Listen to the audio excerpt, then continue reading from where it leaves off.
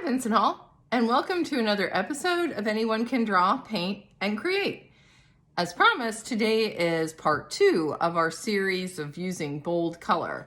Last week we did bold color with portrait to round out our whole other series of drawing a human portrait. So today I decided to move to landscape with bold color, but give you a little twist on how to figure out just exactly what colors you can use. Most of us have landscape ideas in our mind. It might be a picture from a trip we took, somewhere we lived, an area you might find on the internet but that has significance to you, or just a pretty scene from a magazine maybe. In any event, usually those colors are going to be realistic. So the way to come up with an idea for bold color, which besides you could just willy-nilly pick random wild colors, is to come up with a color palette and then decide which color you're going to assign to an existing color. How to come up with bold color ideas? They're all around. I was just looking through my house and I found this can of hairspray. I know it's a little crazy, but it's all bold colors. I mean, this is circa 1970s if nothing. It's new, but I mean, the design is more like 1970s. We've got almost fluorescent colors, bright oranges, bright yellows, some periwinkle blues in here. No blacks and no whites. It's very much color-based and not neutral-based.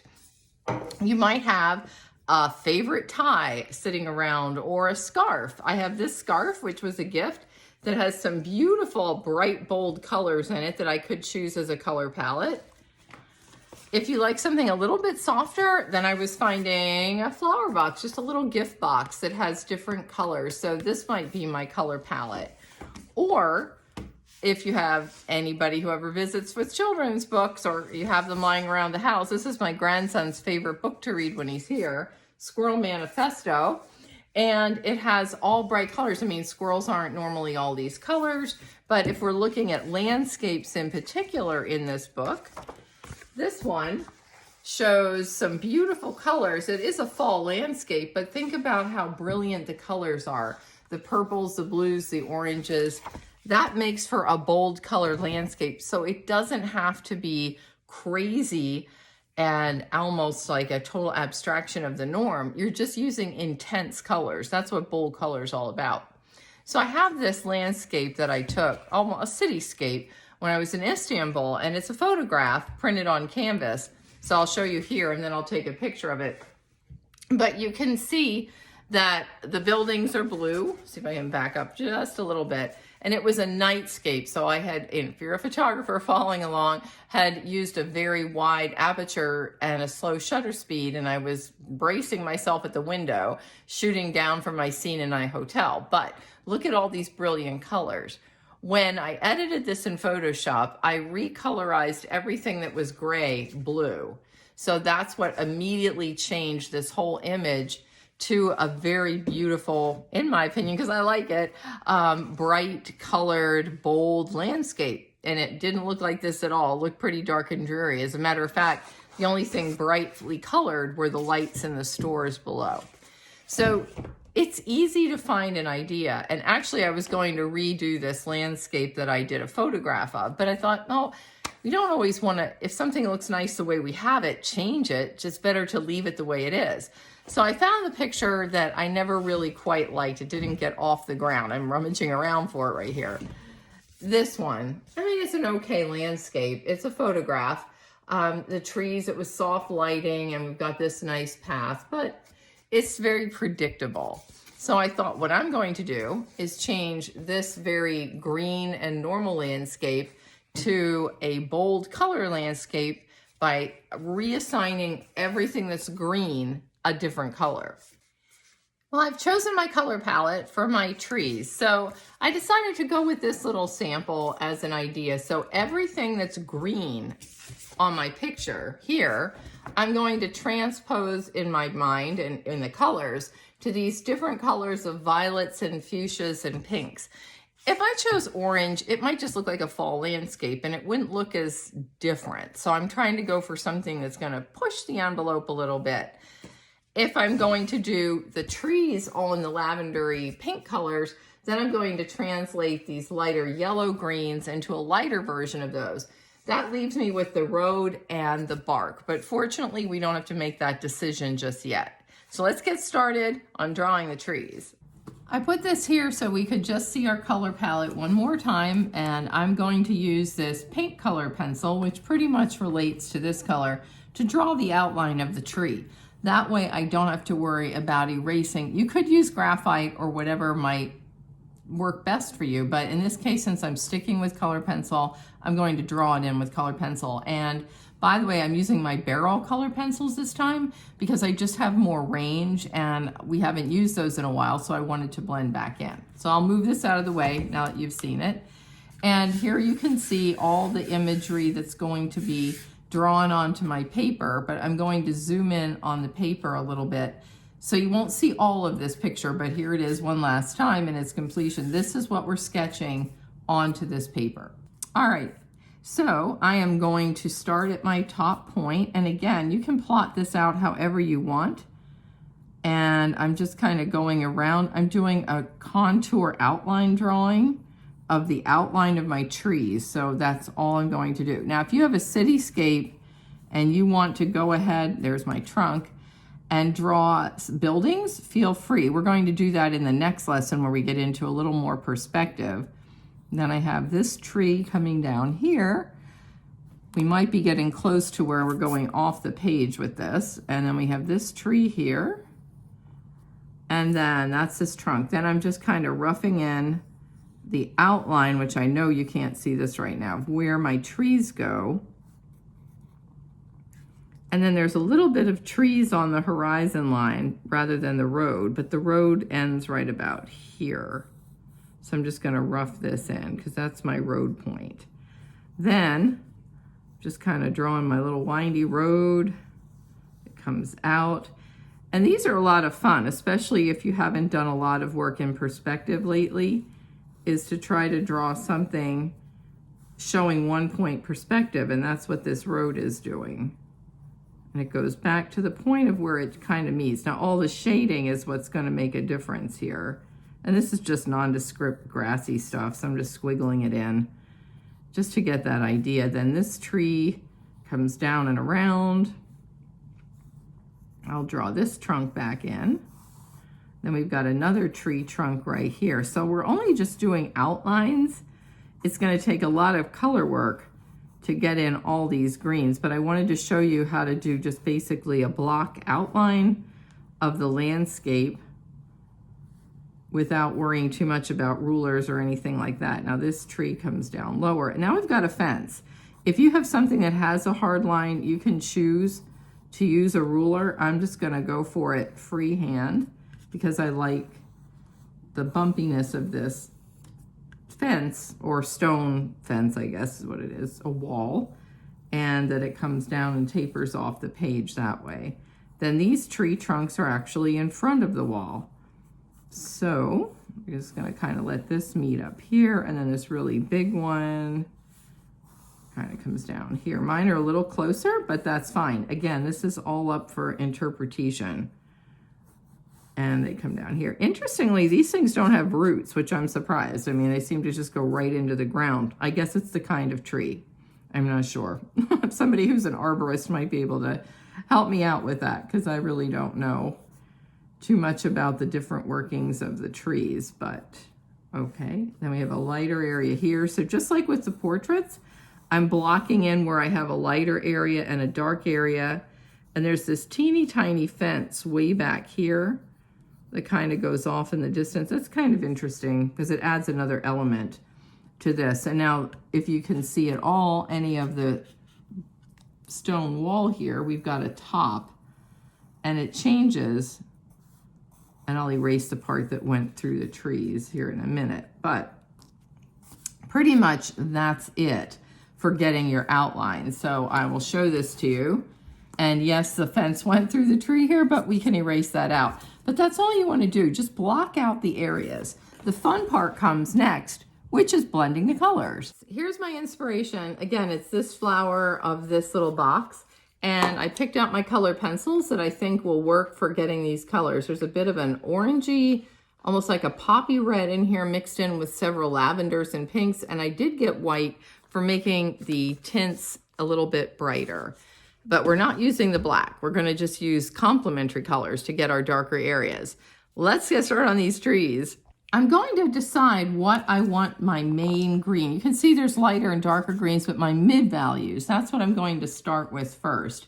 And I think for my mid values, I'm going to go with the same color that I sketched out the tree. So what I'm going to do, and this is to create texture, is just lightly start shading in short little areas that we're going to resemble these little leafy structures. And this is where you don't have to continue with this. I'm just going to get started with one little tree here. Since these are all green, if I get this one done over here for you, you'll be able to follow along without having to spend an inordinate amount of time watching me shade in a tree. So I'm just getting little scruffy lines that are going to give the illusion of these little leaves and the formations, and then deciding what I want to make my lighter areas. I think I'm going to use this kind of poppy orange for the lighter colors.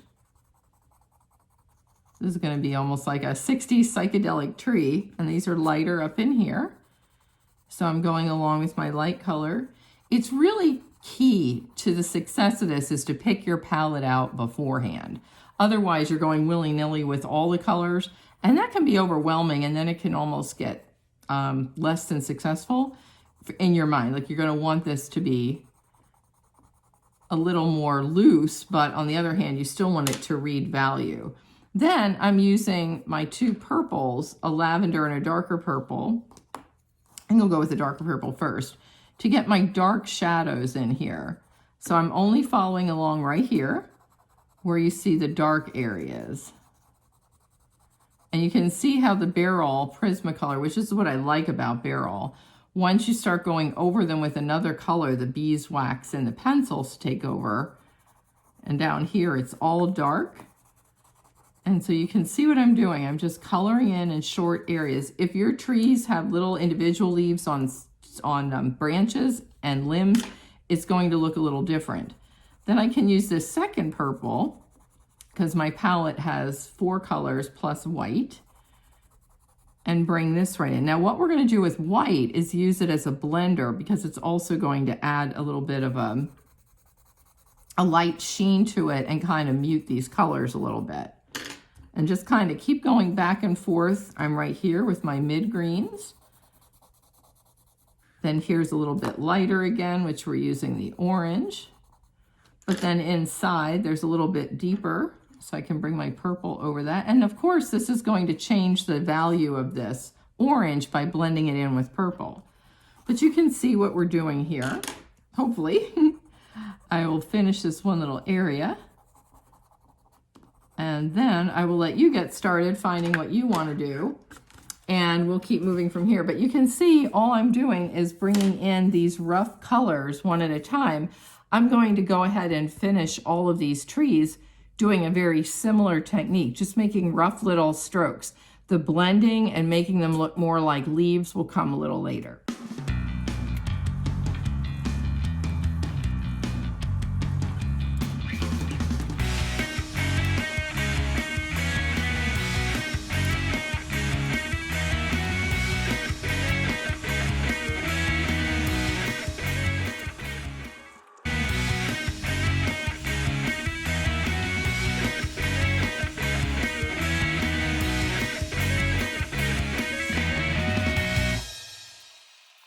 If only it actually went that fast. But now that we have the trees blocked in, I did want to show you if there's parts of a tree or things that have little lines, you might want to add these later. Like for instance here, I have these lines and then the dark pine, this looks like a southern pine growing down here. So I do have some branches that I want to add in.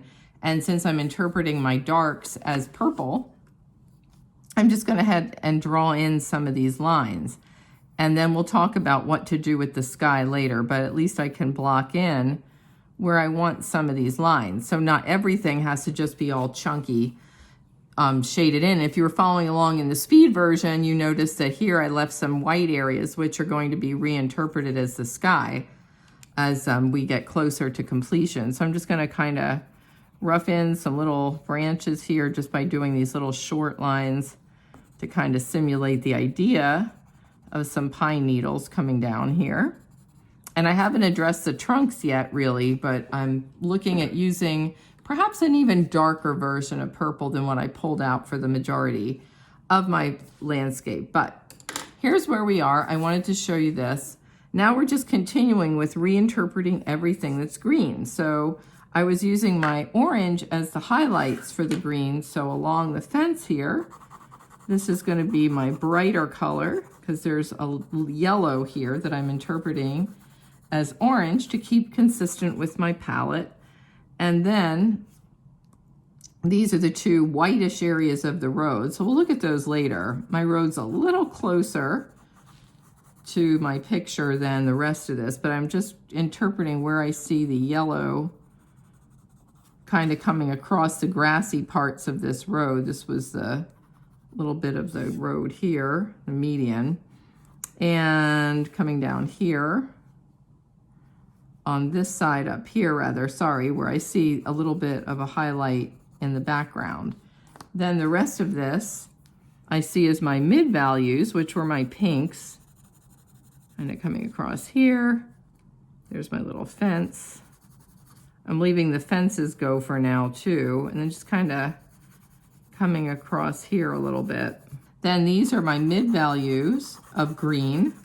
So I'm just going to light, and you see how I'm almost scribbling this. We're going to blend this all in here in just a nanosecond. So I just wanted you to see where we were going with all of that. So I finished blocking in all of the different colors that I decided to use as my color palette. But when you look at this box, part of their color palette is green.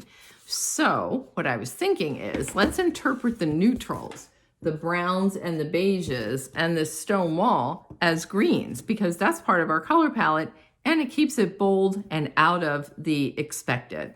So here are my greens, and I pulled my color values from my green pencils to coincide with the different greens I see here. If you only have one green color pencil, that's fine. You can use a yellow over the green to make it a lighter green, and a blue or a red over the green to make it darker, depending on what value you want to use. All right, let's get started with the green. So my mid-value green, which is actually my browns, I'm looking for. I'll use this one just to lay in a base area. Now these trunks I already interpreted as purple, and that's okay. I kind of wanted to keep it a little Lorax-ish, I guess, for lack of a better term. But these two big ones that come right out in front of us, we're going to interpret as this green. So I laid in my middle value of green, and now I can go in with my dark green where I see dark brown, because again, remember, we're making our brain think about change. Every time I see a dark brown, I'm changing it to a dark green. And that in and of itself is a nice brain teaser. And then there's like almost another tree trunk back here. Sort of don't see much of it, but it's back there, and it kind of goes behind this one. So I'm just kind of roughing in that shadow. And then this one is pretty dark all the way down here.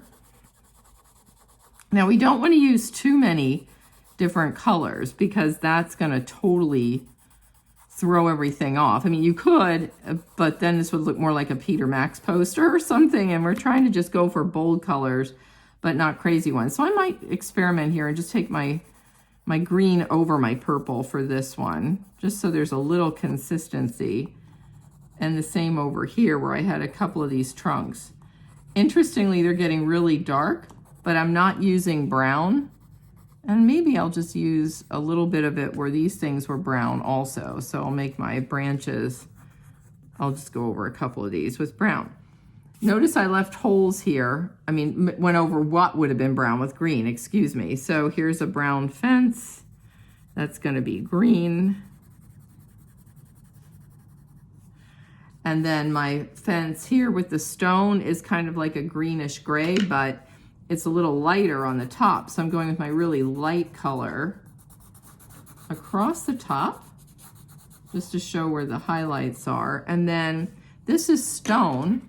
So very similar to the trees. I'm just going to rough in where the darker areas are on the stone, which seem to be right along the edge of this fence wall. I want to call it a fence. I guess it could be either. It's a blockade. It's keeping things out keeping things in, whatever it might be. And just kind of going through, blocking in the dark, then taking my mid value again, because a lot of this is middle value down here, and just roughing it in. And boy, do I mean rough. Like, this is all going to get blended, and that's what's going to make this look really cool. But right now it's looking a little scribbly, and that's, again, that's okay. And then it gets lighter in here, oops, as well. So I'm just kind of laying all this in. This is so when I use my colorless blender, or remember, hand sanitizer works if you have that, that I'll have something I can use. Then this area here, which I'll have to bring this over, the road, which is white-ish, I think right now I'm gonna leave it alone. I might decide to go back into it later. I see here I need a little more orange. But for right now, we're just gonna leave it be. There's some orange along the edge. And it did get a little smudgy here, and that's all right. Just kind of blending in a little of the orange now that I see it where the grasses were. Because remember, everything that's green is orange. This does have a Dr. Seuss feel to it a little bit. Time to do some blending. Now for blending color pencil, at least Barrel color pencils, there's a lot of options. First, Barrel makes a colorless blender, which looks just like this. There's no color to it, but it has the same wax base, so it's going to kind of melt everything together and blend it. Then there's also the colorless blender marker, which is the xylene found in a marker, but nothing else. And this is why it's similar to hand sanitizer. Alcohol would work too. What we're trying to do is break down that waxy base and kind of blend the pigments that are encased in the wax. Or you can use a regular old graphite blender, although we'll use a clean one because this would impart this dark graphite onto the color pencil. Probably not a good look. And then lastly, we can use white, which back in the day used to be the color pencil of choice for blending things before they came out with their colorless blender pencil. So a white color pencil or all these other options, or even our handy dandy eraser, there's my white, might work too. So we've got erasers, blenders, pencils. Let's get started. I'm going to start with my colorless blender pencil to just see if this is the effect I want. And I think for different areas, I might want different blending. And this is what I want for the trunks. So I have that figured out. I'm just gonna go around here and experiment so you can see the different ideas for things. Maybe for the stone area of the picture, I might want to use my white because you can see that's gonna allow my texture to show through and I can add to that. So now I have my plan for the stone and the tree. What about the branches and the leaves? These, I think I'm going to do two things. I'm going to use my colorless blender, the marker, and then I'm going to go back over it with some more pencils so I can really build up these rich areas here and get some depth.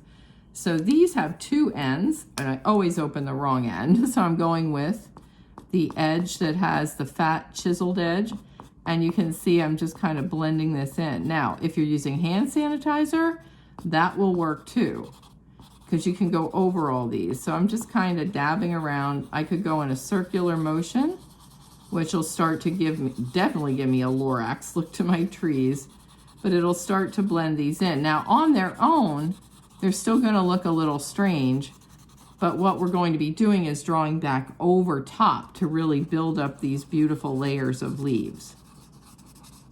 So I have my plan for my trees. Now here for the ground, I think I'm going to use this colorless blender as well and just go sideways and probably leave it at that, because that's pretty much the effect I want to get, which is this rough area of just dirt and median. And again, we're interpreting this white area of the roadway just as is as white.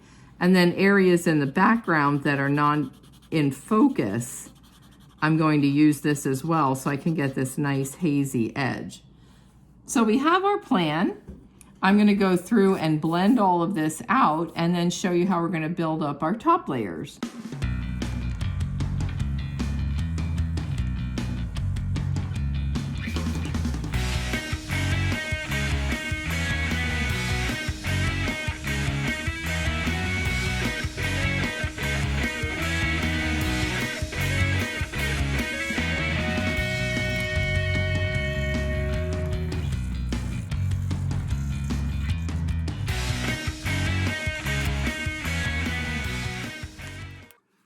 again, faster than the speed of light, almost anyway.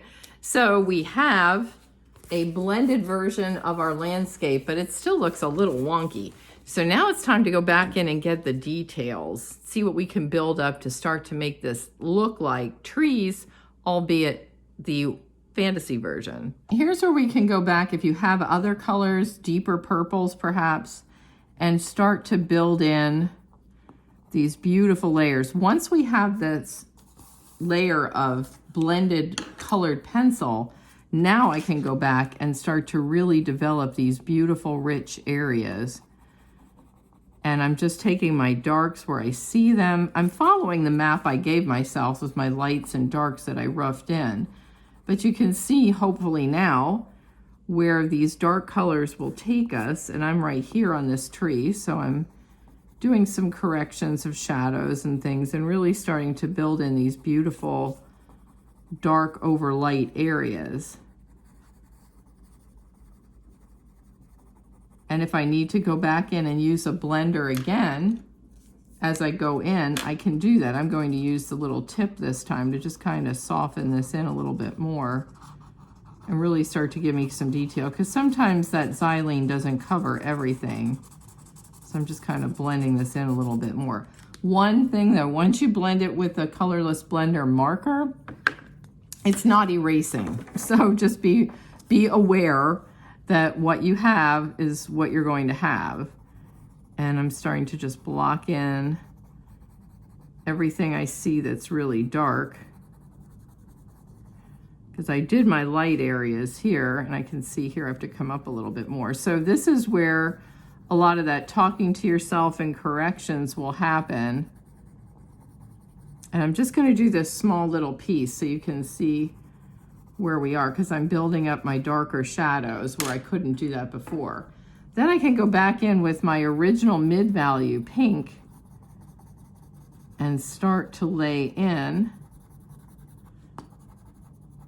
some of the medium values that I might not have. And there's areas, if you want to leave them white, you can leave them white. We are allowing for highlights here, we're just not using any of the super dark darks. Now here I have a violet colored pencil, so it's very deep. It's not in the purple range, it's in the blue violet, but it's still in the color family of my purples. And I can use this for just the teeniest little areas of these shadows that I see on this tree. So here's again, I'm going back in. I can go over it with the second color, and that'll help start to blend these areas in. And then where I see things that are really light colored, I can go back in and add that as well. These were those light colored grasses down here that I didn't blend in that much, pretty much on purpose, because I wanted to get these areas laid in first. Let's see here, then we can go back in. Here we are. A little bit of dark colors in here. This is where your details are going to make all the difference as we go through and blend in these areas. It might start to look a little more like a painting, and that's okay. I mean, it's colored pencil. We're just blending it in. So it has a little bit of a wet medium look to it. But you can see I'm starting to go through. Then, if I want to add white, I can add white colored pencil in here to start to show some little highlight areas and to start to get the idea of some of the texture of the leaves. So I'm just like using the edge of this point and kind of scraping in a little bit. Just like fabric, usually where there's highlights, there's shadows. So I can brighten these areas up a little bit. I'm also blending them in at the same time. And it is going to look a little strange because we're interpreting trees as purple. If you were doing buildings, let's say, and it's a white building or a gray building, then pretty much the sky's the limit. This one is always going to be a little more fantasy oriented because we all know trees, I guess maybe in the tropics, they might be a dark color like this, but for the most part, not quite like this. But I'm just going to go around up here just to give you an example of where we're going, and then I will finish this off and come back to the trunks. I'm taking my colorless blender and just kind of roughing in these areas here, because this will help unify this a little bit more. And I just want to show you the really pretty textures that we can get from this. So here is the blended part, and here is the not yet blended part. So hopefully you're seeing that it is starting to get that richness that we want to kind of go along with the greens in these trees. I finished coloring in my shadows, and I did start some texture on the tree trunks, but I thought I'd save the rest of that to show you how to use line now to really give this drawing its final oomph. Using the same color family, so I have a dark green pencil, all I'm doing is just kind of drawing in some lines of different weights just to give a little bit of depth to the tree trunk. And then since I also was interpreting the brown stones as green, I can go back in and lightly draw in a few little patterns here and there of the stones. I have the background colors, but now I'm just drawing in where I think the stones would go and just kind of roughly following along what I see. As they go further back, they get littler.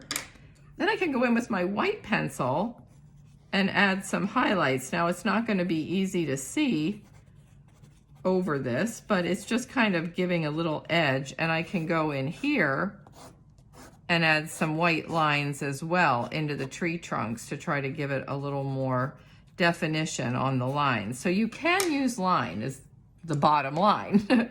You don't have to be afraid to just use tones, and I can just further emphasize my edge of this stone wall. And then I can also use a white color pencil here to just kind of give the illusion of some of the highlights coming in, and the fact that this road had some texture going across. Remember, we're leaving this light tan area white, kind of gives it a little pop, but I think I am going to go in, since it is on the light brown tannish color, and just maybe add a hint of this light green down here to correlate where there was a little tone on the wall.